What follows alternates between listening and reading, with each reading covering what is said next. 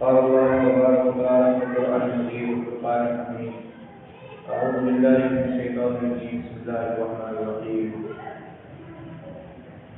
إن الدين عند الله الإسلام. صدق الله مولانا العلي العظيم. رب اشرح لي صدري ويسر لي أمري واحلل عقدة من لساني يفقهوا قولي. گرامی قدر بزرگوں دوستوں،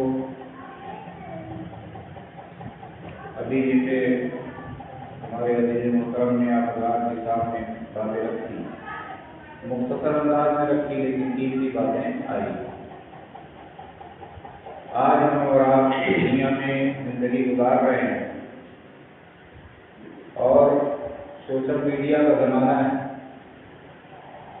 طرح طرح کے اعتراضات مسلمانوں پہ نہیں اسلام پہ ہو رہا ہے، اور آج دنیا جو ہے مسلمانوں کو ٹارگیٹ نہیں کر رہی ہے، اسلام کو ٹارگیٹ کر رہی ہے. خطرہ آپ کو مسلمانوں سے نہیں، خطرہ آپ کو کس سے ہے؟ اسلام سے. اور ہمیں اور آپ کو فخر ہونا چاہیے اور اپنے مذہب اسلام کے حقانیت پر ہمیں یقین ہونا چاہیے بنیاد کے اوپر کہ آج دنیا کی ساری طاقتیں مسلمانوں کو چھوڑ کر کے جتنی طاقتیں اپنی عزت، اپنی دولت، اپنی حکومت سب کچھ خرچ کر کے چاہتی ہے کہ کسی طریقے سے دنیا سے اسلام مل جائے. لیکن اللہ نے اس کی حفاظت کا وعدہ کیا ہے، یہ اسلام نہ ملا ہے اور نہ قیامت تک ملے گا. یہ ہمارے اسلام کی حقانیت کی بڑی مضبوط دلیل ہے. کوئی بھی مذہب اگر ہوتا اور جس طریقے سے پروپیگنڈا ہو رہا ہو، جتنی دولت اور وقت اور محنت خرچ ہو رہی ہے اسلام کو ختم کرنے میں، اس کو بدنام کرنے میں، تو شاید اب تک وہ مذہب نابود ہو گیا ہوتا اور اس کا کوئی وجود باقی نہ ہو.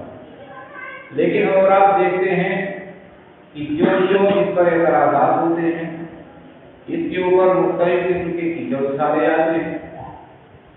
اسلام کو لے کر کے مسلمانوں کو ستانے کی کوشش کی جاتی ہے، مسلمانوں کو ختم کر دیا جائے، ان کی مقدس کتاب کو ختم کر دیا جائے.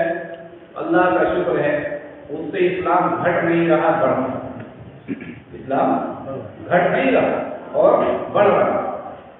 ہم مسلمانوں کے اندر جو خامی کوتاہی ہے، جب ہمارے قرآن پہ کوئی بات آتی ہے، ہمارے اسلام پہ کوئی بات آتی ہے، تو ہر مسلمان پہ اللہ کی طرف رجوع ہوتا ہے اور اس بات کا قائل ہوتا ہے کہ پروردگار عالم یہ ہماری بدعمالیوں کا نتیجہ ہے، ورنہ ان کی کیا بات تھی کہ اسلام پر ٹیچر اٹھاتے، یہ ہمارے قرآن کی بے حرمتی کرتے اور ہمارے نبی کی بے حرمتی کرتے. متوجہ ہو جاتا ہے.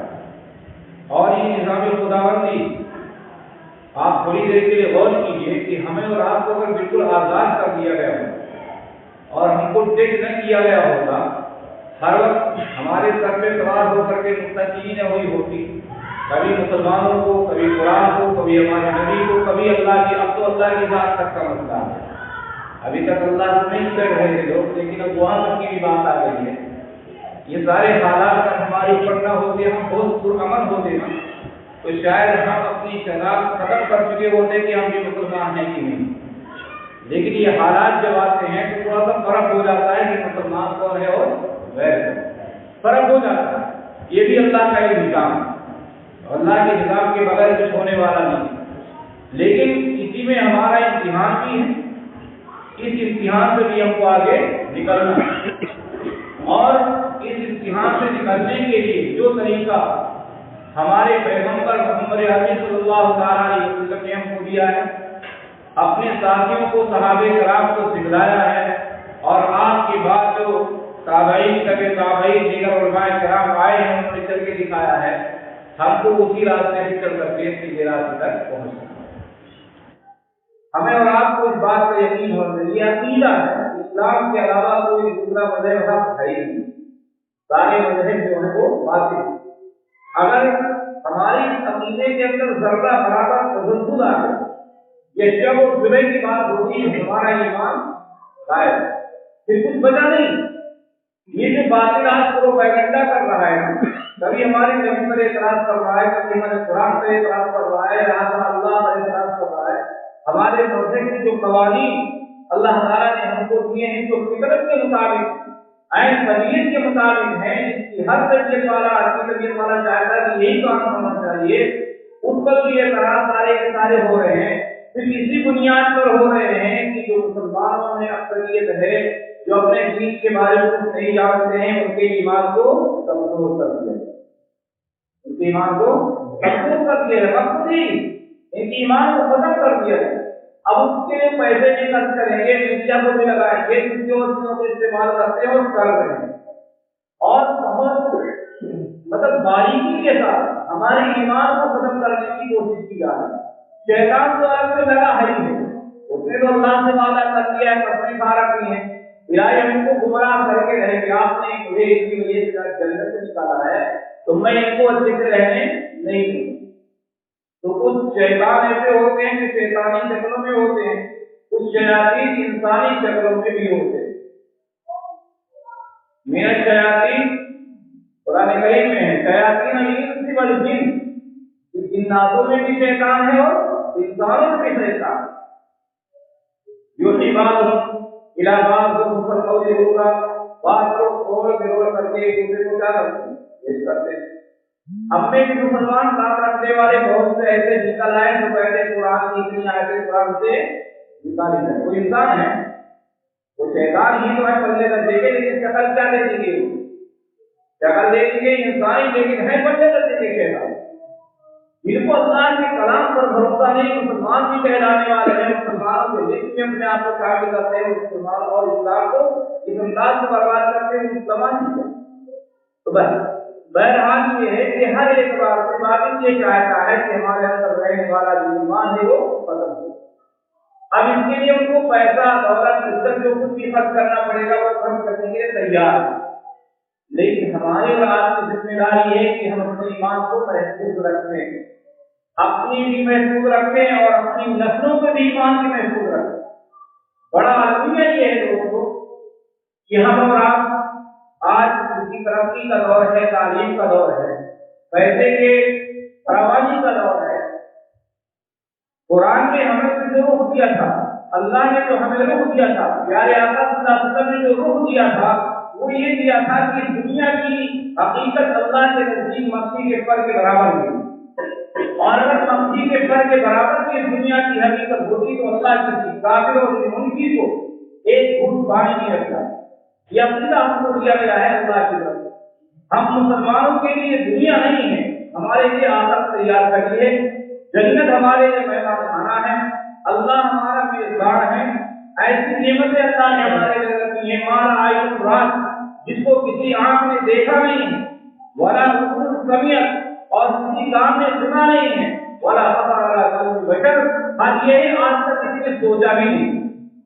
ہم لوگ کہتے ہیں کہ جنت کے اندر شہد کی نہریں ہوں گی، دودھ کی نہریں ہوں گی، پانی کی نہریں ہوں گی، انگور ہے، انار ہے اور کیلے ہیں، دنیا بھر کی جو نعمتیں ہیں نا یہ ساری کی ساری ہوں گی۔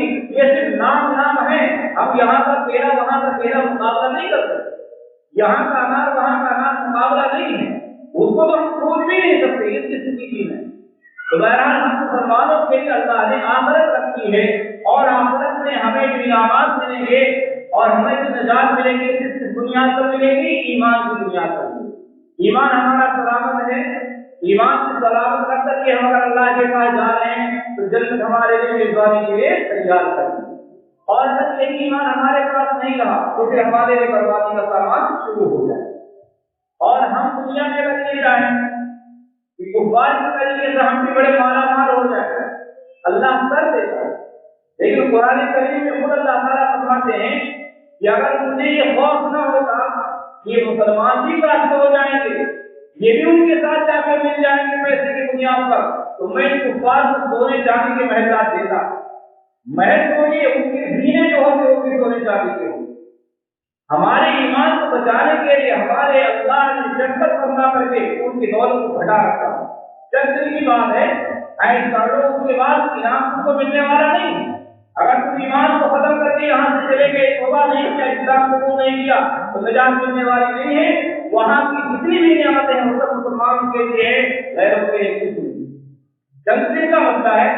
اسی لیے پیارے آقا صلی اللہ علیہ وسلم نے فرمایا یہ دنیا مسلمانوں کے لیے قید خانہ ہے اور کافر کے لیے جنت۔ موت کر لے اور ہم لوگ بھی انہیں کے پیچھے دوڑ بھاگ کے رہتے ہیں۔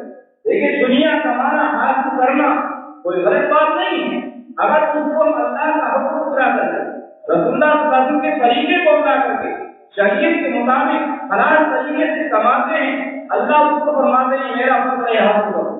صحابہ کرام کے پاس بھی تو بہت زیادہ دولت تھی، اور ہمارے نبیوں میں ایسے نبی گزرے ہیں جن کو اللہ نے ایسی دولت دی ہے کہ آج تک کسی کو دی ہی نہیں، ایسی حکومت کی ہے اللہ ساری دنیا کی حکومت، اور ایسی حکومت کی ہواؤں پر بھی ان کی حکومت ہے، اجنہ کے اوپر بھی ان کی حکومت ہے۔ ایسی حکومت آج تک دنیا میں کسی کو نہیں دیا، اللہ نے اس کو ماننے والے کو دنیا میں بھی لے کر کے اللہ نے بتا دیا۔ تو ہمیں اور آپ اس بات کا عقیدے کے حساب سے رکھنا چاہیے کہ ہماری یہ چند دن کی جو زندگی ہے یہ ہمارا امتحان کا موقع ہے۔ ہم یہاں سے اللہ کے پاس جائیں گے عزت ہو کر کے، اللہ کو راضی کر کے، رسول اللہ صلی اللہ علیہ وسلم کے طریقے کو اپنا کر کے سنت اور شریعت کے مطابق جائیں گے تو نزول میں غفور رحیم، اللہ کے طرف سے مہمان نوازی ہماری ہوگی۔ اچھا جیسا مہمان ہوتا ہے ویسے مہمان خانہ بھی تو ہوتا ہے۔ نزول میں غفور رحیم بخشش کرنے والے، یعنی ہماری غلطیوں پر اللہ تعالیٰ کو ذکر نہ دیں گے اور رحم کر کے ہمارا میزبانی فرمائیں گے، تو اللہ جب ہماری میزبانی فرمائیں گے تو جیسے اللہ کی جان ہے ویسے اس کی میزبانی ہوگی۔ ہمارے یہاں کوئی مہمان آ جاتا ہے تو ہم کوئی سبق چھوڑتے ہیں نہیں، ہمارا مہمان ہے، اپنے گھر کا معمول کیا ہے وہ الگ بات ہے، ہمارے حساب میں ہے کہ نہیں وہ الگ بات ہے، لیکن مہمان ہمارا آیا ہے اس کی خاطرداری میں کوئی کمی نہیں ہونی چاہیے، کسی قسم کی دقت اور تکلیف نہیں ہونی چاہیے۔ وہ تو مزے ہم کو وہاں آئیں گے جب ہم وہاں پہنچیں گے، اللہ سب کو میسر فرمائے، یہ بڑی قیمتی چیز ہے۔ لیکن اس چیز کو ہم نہیں سمجھ پا رہے ہیں، غیروں نے اس کو سمجھا ہے اور غیروں نے اس پر ریسرچ کیا، یہ جو بہت آگے ہم سے نکلے جا رہے ہیں، ہم ادھر قبول نہیں کر سکتے ورنہ مسلمان کہیں گے بےعزتی ہماری ہو جائے گی، اس لیے کم سے کم ان کو وسیع لاؤ، نہ ہم جائیں اور نہ ان کو جانے۔ آج کل دنیا میں مزاج یہی تو ہے نا، نہیں ہماری ترقی ہو رہی ہے تو ان کی نہیں ہو، ایسا نہیں سوچتا ہے کہ اس کی ترقی ہو رہی ہے تو اس کو بھی جانے دیا جائے، مزاج یہی ہے کہ ہمارے پاس نہیں ہے تو ہمارے بھائی کے پاس بھی نہ ہو، وہ سمجھتے پورے طور پر سمجھتے۔ اور میں بتا دوں ہم اور آپ اتنا ذہن مضبوطی کے ساتھ اسلام کی حقانیت کو نہیں جانتے اتنا یہ یہود اور نصارہ جانتے۔ اسلام کے حق ہے، اسلام حق ہے، قرآن کریم میں فرمایا گیا یعرفونہم کما یعرفون ابناءہم، نبی کو نبی ہونے کے اعتبار سے وہ ایسے پہچانتے تھے جیسے اپنے بیٹے کو، اپنے بیٹے کے بارے میں جب ہوتا ہے کہ میرا بیٹا ہے کہ کیسا یہ سمجھتا ہے حقیقی طور پر کہ میرا ہی بیٹا ہے، ایسے نبی کو نبی ہونے کے بارے میں انہوں نے اپنی کتابوں میں تورات میں انجیل میں پڑھ رکھا تھا کہ نبی کی علامتیں ہوں گی، ان کے علماء نے نبی کو جیسے دیکھا تھا پہچان لیا تھا کیا لیکن مسئلہ کیا تھا ان کے اندر بھی ایک چپل تھی، وہ ایک جانتے تھے کہ جتنے نبی آئے ہیں وہ یہود نصارہ کے آئے ہیں، جو نبی آپ کو صلی اللہ علیہ وسلم آئیں گے وہ بھی ہمارے ہی اندر آئیں گے، دوسروں میں نہیں آئیں گے، وہ یہی دعویٰ کرتے تھے اور کفار مکہ کے اوپر یہ دباؤ بنایا کرتے تھے کہ جب ہمارے پاس نبی آپ کو سما آئیں گے تو جیسے اور نبی ہم میں آئے ہیں یہ بھی ہمارے اس میں آئیں گے، دوسروں میں نہیں آئیں گے، تم میں نہیں آئیں گے، اور ان کو دھمکاتے تھے کہ پھر میں تم کو بتاؤں گا، جانتے تھے نبی آئیں گے غلبہ اسلام کا ہو جائے گا۔ لیکن اتفاق کی بات یہ ہے اللہ کی مرضی، نبی پیدا ہوئے تو حرم میں پیدا ہو گئے، اب ان کو کیوں پیدا ہو گئے وہی مسئلہ ہے کہ نہیں کچھ کر سکتے تو انکار کرنا شروع کر دیا۔ بہرحال یہ ہے کہ وہ حقیقت کے اعتبار سے اپنی کتابوں سے کو پڑھ کر کے نبی پاک صلی اللہ علیہ وسلم کو بہت بہتر طریقے سے جانتے ہیں، لیکن آج جو یہ سارا سسٹم ہمارا کیا جا رہا ہے تو میں پھر آپ کو بتانا چاہتا ہوں کہ یہ جو دنیا کا نظام چل رہا ہے، یہود نصارہ اور مسلمان جو لگے ہوئے ہیں وہ ہمیں ہلاک کرنا نہیں چاہتے، ہمیں ختم کرنا نہیں چاہتے، ہم ٹارگیٹ نہیں ہیں، ٹارگیٹ ہمارا اسلام ہے، اسلام کو کس طریقے سے ختم کیا جائے، اور یہ شبہات شبہات ڈالے جا رہے ہیں جو پروپیگنڈا کیا جاتا ہے، وہ جانتے ہیں کہ مسلمانوں کی اکثریت اپنے اسلام کو نہیں جانتی، مسلمانوں کی اکثریت اپنے اسلام کو نہیں جانتی، وہ گویوں کے تو رودات پڑھے ہوئے ہیں، غیروں کے افسانے پڑھے ہوئے ہیں، राम और दूसरे लोगों की तो उनको वाक़यात याद हैं, लेकिन अपने नबी के तरीके से याद नहीं। वो जानते हैं ना, वो रिसर्च करते हैं हमारे बारे में, हमारे अंदर कितनी तारीफ है, कितना जानते हैं, उनको खूब मालूम है। इसलिए वो नए नए प्रोपेगेंडे करते हैं कि किसी तरीके से हमारा क्या हो जाए, मकसद हल हो जाए, और जैसे हम हैं ऐसे ये भी हो जाए। लेकिन हमें और आपको बहरास फिक्र करने की जरूरत है। हालात मामूल पे होते हैं तो गाड़ी चलती रहती है, लेकिन आज हमारा मुखालिफ बातिल ताकतें बहुत मुस्तैद है। हम उनकी जो सिस्टम है और जिस भी अंदाज से वो हमको डील करना चाहती हैं, हमारे ईमान को खत्म करना चाहती हैं, हम शायद समझ भी न पाए। यहाँ तक कि ये है कि उनके बड़े बड़े मदरसे भी हैं जिसमें कुरान और हदीस पढ़ाया जाता है, और वो हमारे बीच में रह करके हमारे अकीदे को खराब कर देते हैं। हम और आप जान भी नहीं पाएंगे। वो बयान करेंगे, इमामत करेंगे, बड़े मौलाना साहब भी हो जाएंगे, साथ रहेंगे और सारी बातें बयान करके एक बात हल्की सी लगा देंगे, आप समझेंगे मौलाना साहब सही कह रहे हैं और मौलाना साहब ने आपके ईमान को गलत कर। तो अगर हमारे पास पहले से सही जानकारी होगी जल्दी तो हम बच पाएंगे। अगर जानकारी नहीं होगी तो फिर हम बच नहीं सकते। हज़रत मौलाना उसामा साहब रहमतुल्लाह अलैह, आपको लोग वाकिफ होंगे, अल्लाह ताला उनके कब्र को नूर से भर दे। हज़रत का बयान था हमारे मदरसे में। हज़रत ने फरमाया कि देखो, ये बात हज़रत ने फरमाई थी कि मुसलमान टारगेट नहीं, इस्लाम टारगेट। और उसको हज़रत ने फरमाया था, और जो साहिब सरवर लोग थे उनको मुखातब करके फरमाया था कि आप कोई भी तालीम अपने बच्चों को दिलाइए, ठीक है, लेकिन कम से कम अल्लाह के वास्ते 2-4 साल के लिए मकसद के लिए तो हमें दे दीजिए। 2-4 साल मकसद के लिए आप दे दीजिए, फिर अपने बच्चे को कहीं पढ़ा दीजिए, उसका ईमान कोई सर्व नहीं कर सकता। और ये चीज है कि शुरू में जो बात बच्चे के दिल में बैठ जाती है वो कभी निकलती नहीं। मकसद में बताया क्या जाता है, अल्लाह सबसे बड़ा है, अल्लाह एक है, वही इबादत के लायक है, मोहम्मद सल्लल्लाहु अलैहि के रसूल है, पैगंबर है। जो अल्लाह के बारे में, किताब के बारे में, रसूल के बारे में, फरिश्तों के बारे में जो अकीदे की सारी चीजें वहीं पर दिखाई जाती हैं। अब हमारा बच्चा अगर मकसद गया ही नहीं या किसी के पास हमने बिठाया ही नहीं, वो क्या जाने अल्लाह क्या चीज है भाई, वो क्या जाने रसूल क्या चीज है। वो तो राम को जान जाएगा लेकिन अल्लाह को जानने वाला नहीं होता है। तो ये हज़रत ने फरमाया था कि आप खूब पढ़ाओ, उसकी कोई मुखालफत नहीं करता, लेकिन 2-4 साल अपने नन्हे मुन्ने बच्चों को मकसद में तो डाल दो, इनका ईमान मजबूत हो जाए, फिर कहीं भी डाल दो तो हो नहीं सकता। यही बुनियाद है। बचपन में पड़ा हुआ दिल में नक्श हो जाता है, पत्थर की तरीके से सीख जाता है। आप देखिए, आका का हुक्म है कि बच्चा पैदा हो जाए तो एक कान में अज़ान और दूसरे कान में इकामत। इसकी वजह यही है कि सबसे पहली चीज जो उस बच्चे के दिल में बैठ जाएगी वो इंशाअल्लाह मरते दम तक रहेगी, वो निकलने वाली नहीं। लेकिन हज़रत ने फरमाया था उस वक्त भी कि आज ईसाइयों की मछली का हाल इस अंदाज का हो गया है कि भाई हम लोग के घर में भी तो डिलीवरी अस्पताल में हो रही है, जहाँ सस्ता होगा वहीं चले जाएंगे। हज़रत फरमा देते कि ऐसे ऐसे अस्पताल हैं कि वहाँ आपके बच्चों की डिलीवरी होती है, 1 हफ्ता उनको आपको दिया नहीं जाएगा। वहाँ की जो दायाएं हैं वही उसकी पूरी देखरेख करेगी, वहाँ का जो स्टाफ है पूरी देखरेख करता है, और उनको जिस हाल में रखा जाता है उस हाल में सिर्फ ईसाइयों का तराना सुनाएगा। वही किया उन्होंने कि आका ने फरमाया है कि एक कान में अज़ान कह दो, एक में क्या कह दो, इकामत कह दो, ताकि उसके मरते दम तक कोई उसको गुमराह न कर सके। उन्होंने उसके पास कर दिया कि इसमें कोई ना कोई असर जरूर है, हम लोग तो नहीं कर पाते ना।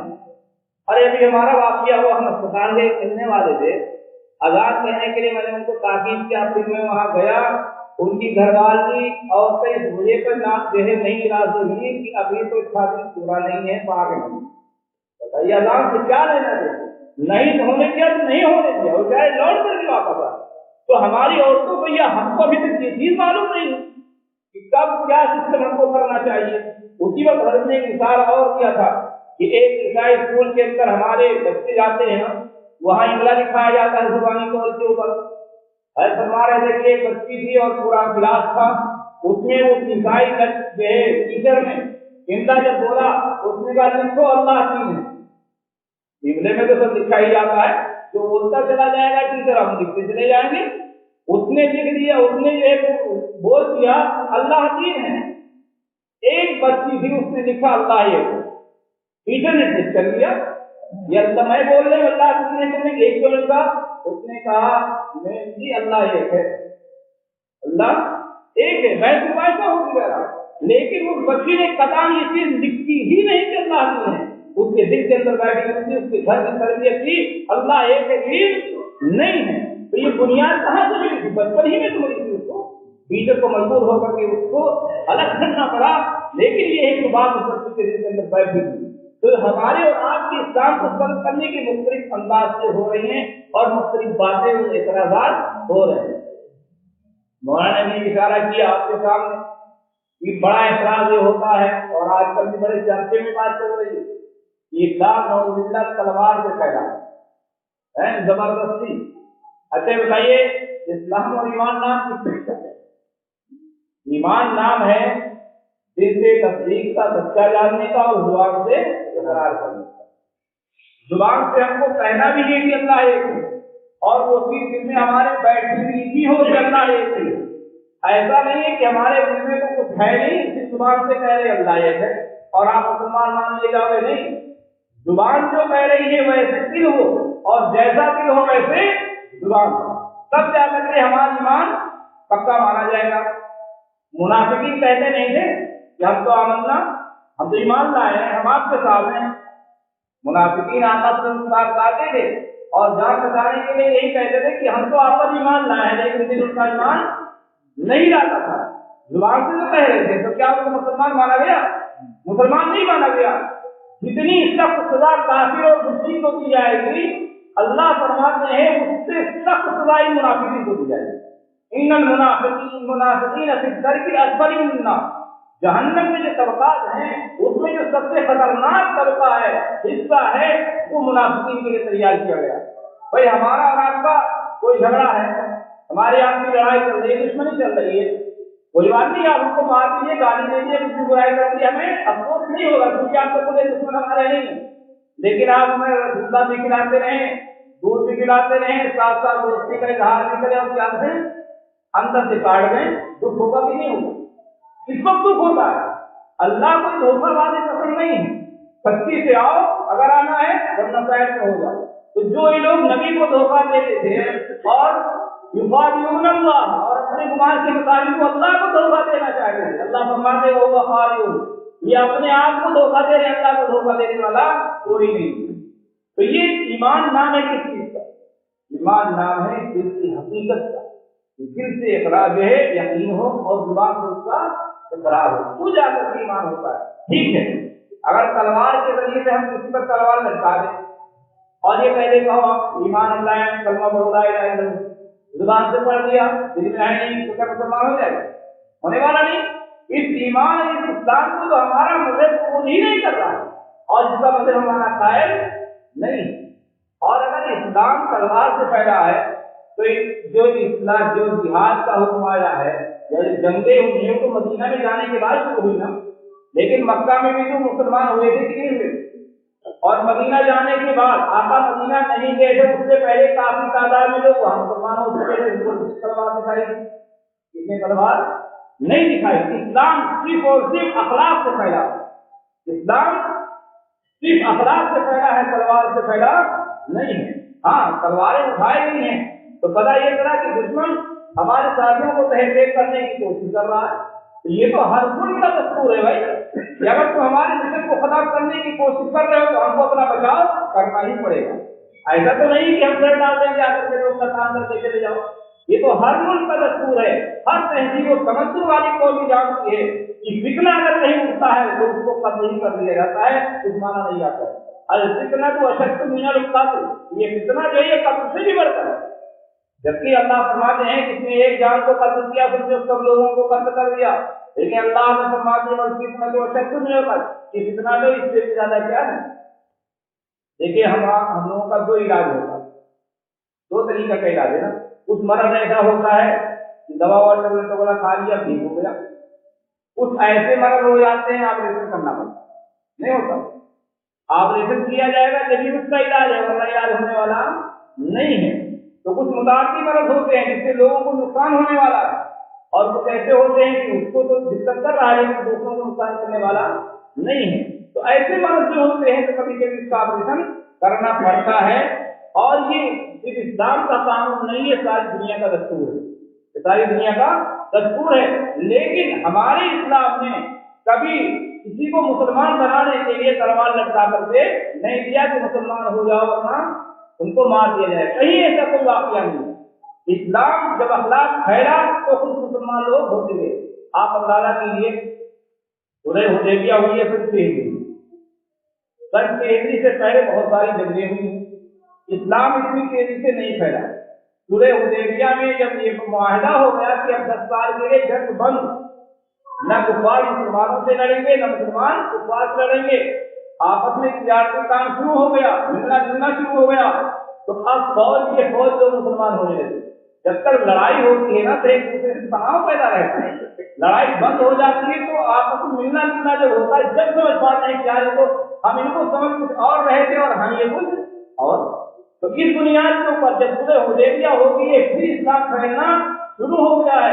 इसी बुनियाद के ऊपर सुलह हुदैबिया कब करके शुरू हो रही थी, सहाबा परेशान थे, आका से पूछते थे आका क्या हम हकते नहीं हैं, आका फरमाते आप हक पे हो, फिर कहते थे सबके सुलह करने की बात क्या है, आप क्यों सबके सुलह कर रहे हैं।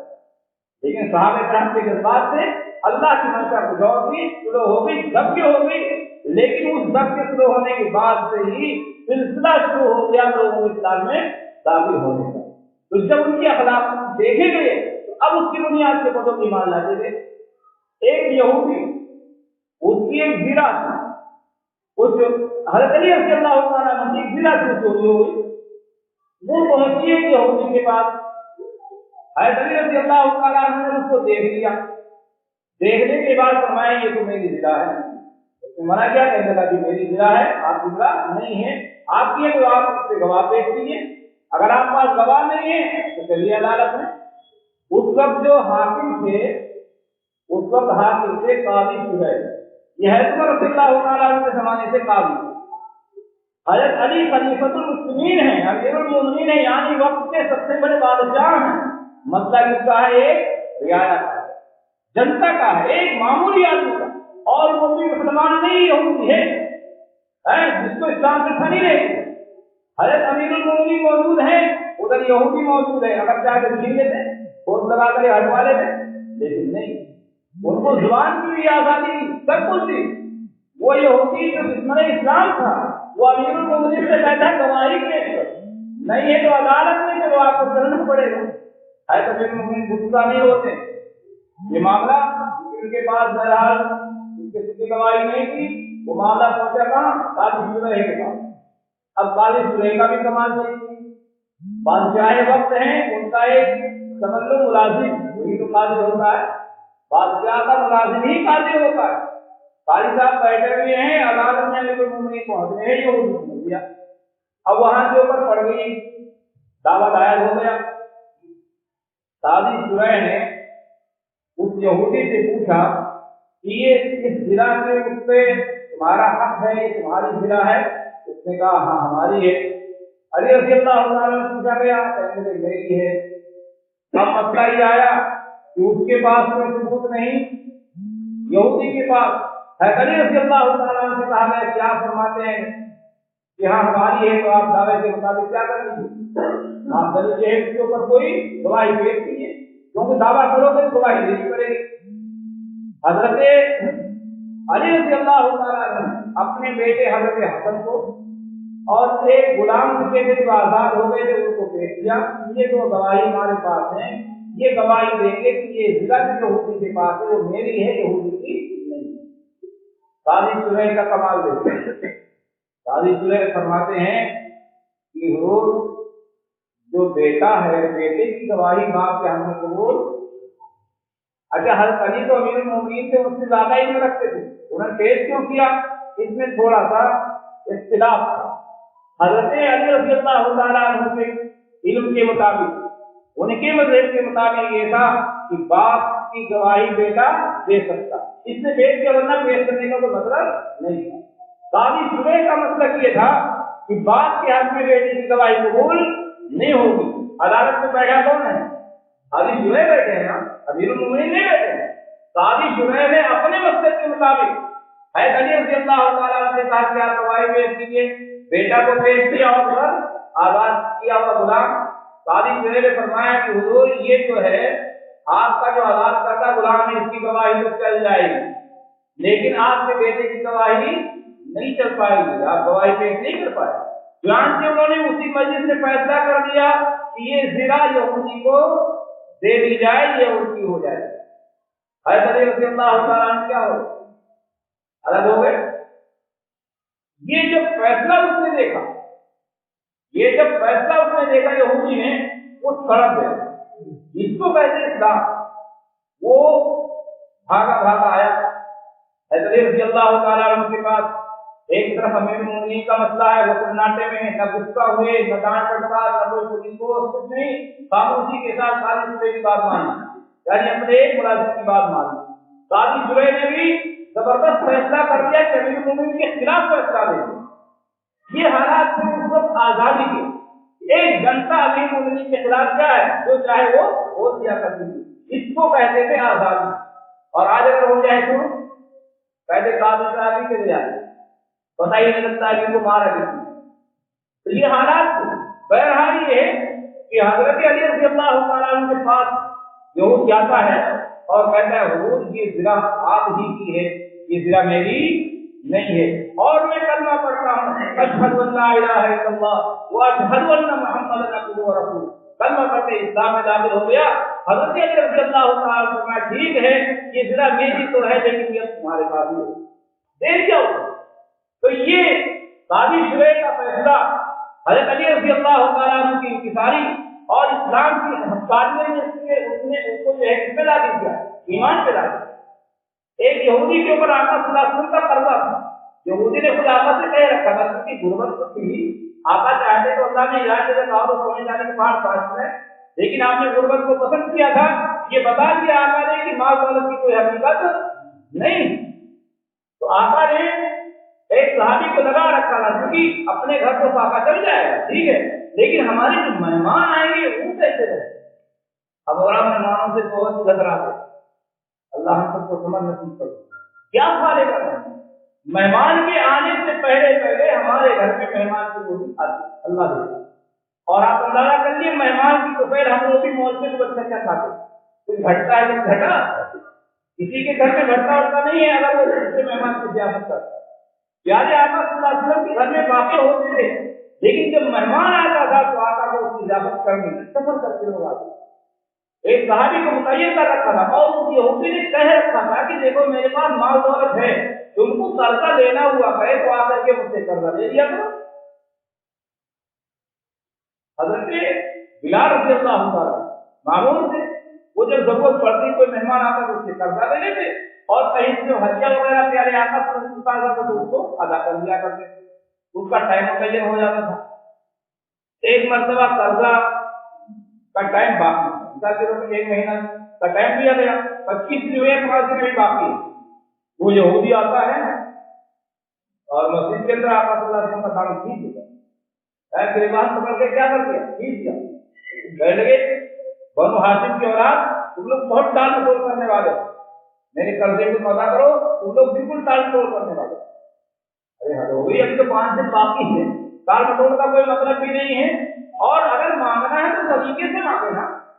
प्यारे आका सल्लल्लाहु अलैहि वसल्लम को झूठ दिया, बेइज्जती की, सहाबे किराम को रहा नहीं गया, सहाबे किराम उसको उल्टा सीधा कहने के चक्कर में आया, आका ने रोक दिया है। निसाई हक की मसाला देखो, इतना निसाई हक की मसाला जिसका हक होता है कहने को, उसको याद भी होती कुछ न कुछ कह रही है, उसने कर्जा दिया कहने की तो कोई अच्छी बात। हज़रत उमर रज़ियल्लाहु तआला अन्हु ने तलवार निकाली, कि खत्म मालूम है कि बेइज्जती कर रहा है, आका सल्लल्लाहु अलैहि वसल्लम के साथ गुस्ताखी कर रहा है।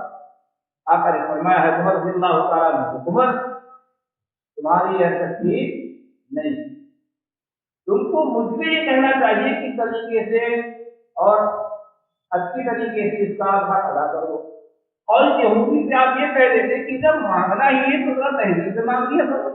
तुम ये जो तलवार निकाल रहे हो, इसके ऊपर डंडे बरसाने के कर रहे हो, ये तुम्हारी बात मुझे पसंद यहूदी नहीं करा। यहूदी देख रहा है प्यारे आका सल्लल्लाहु ताला अलैहि वसल्लम के साथ उसने गुस्ताखी की है, सहाबा इसको कहाँ दे सकते थे, जान तो दे सकते थे लेकिन आका के साथ गुस्ताखी नहीं दे सकते थे।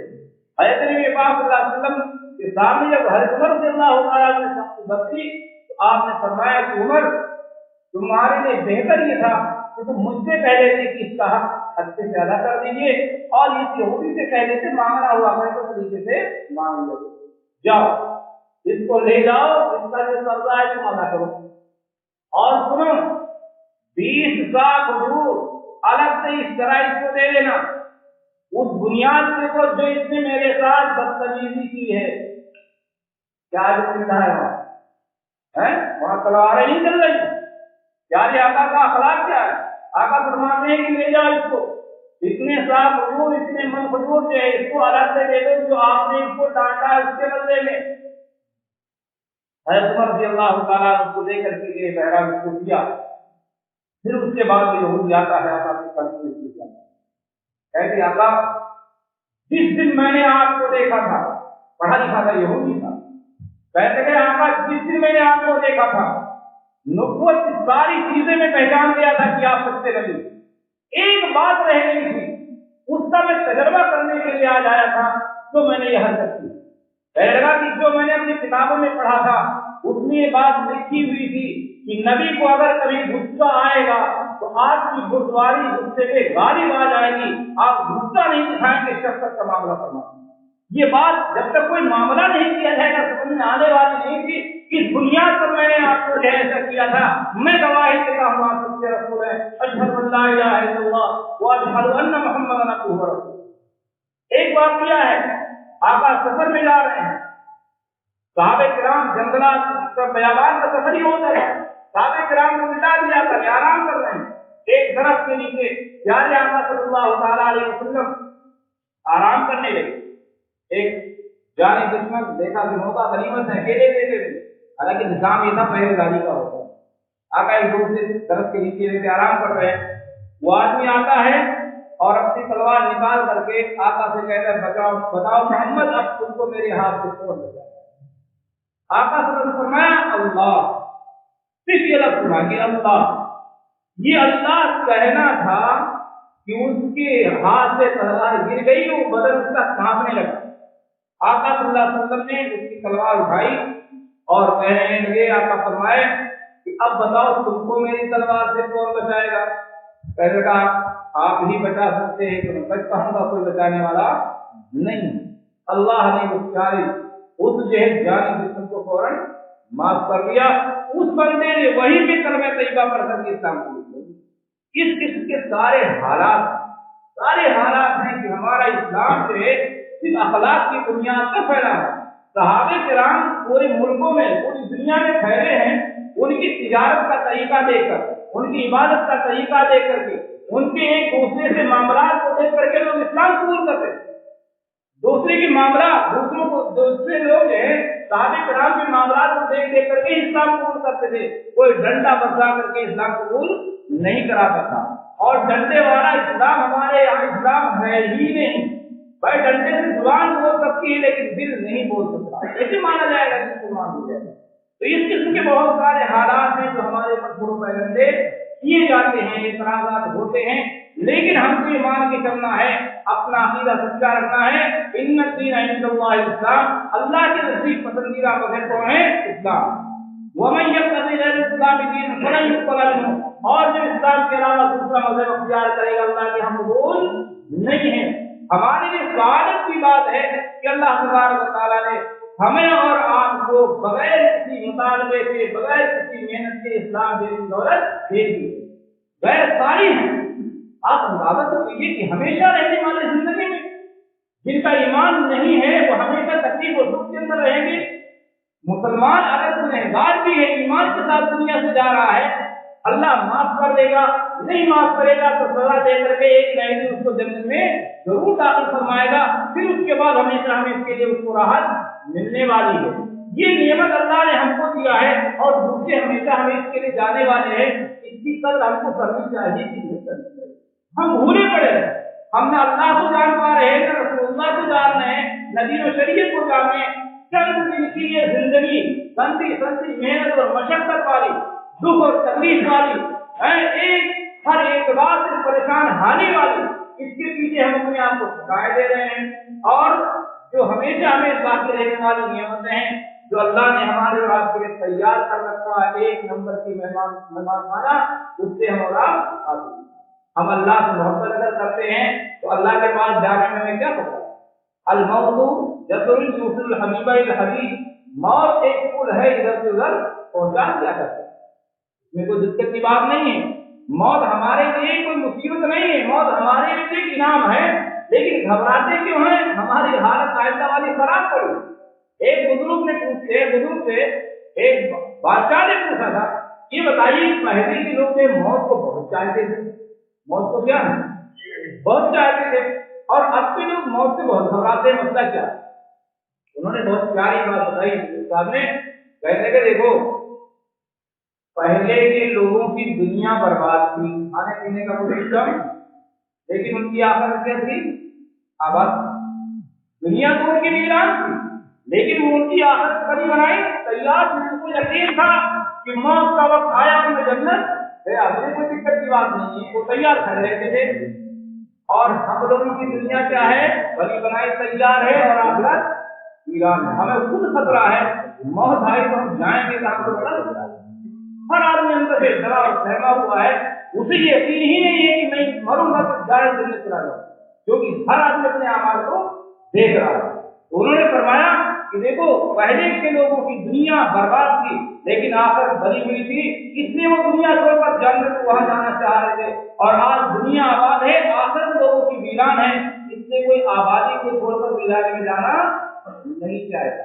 हमें और आपको अपने आज का उन्वान ही ये था कि आका के ऊपर जो एतराज़ात है उसके कुछ बातें आ जाएंगे कि कितने एतराज़ हैं, कितना जवाब दिया जाएगा।